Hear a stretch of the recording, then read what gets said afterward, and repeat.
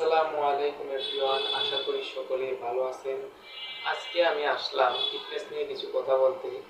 আমি দেখেছি আমার দেশের মানুষ সিগারেটের প্রতি খুবই আসক্ত এবং বাহিরে তৈলাক্ত খাবার, জাঙ্ক ফুড, ফাস্ট ফুড করছে।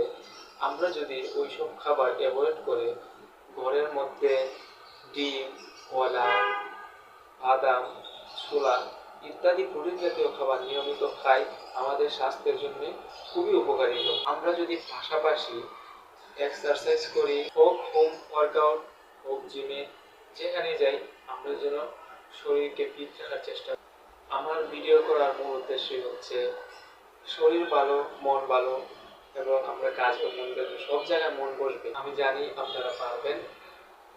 দোয়া রইল আপনাদের জন্য।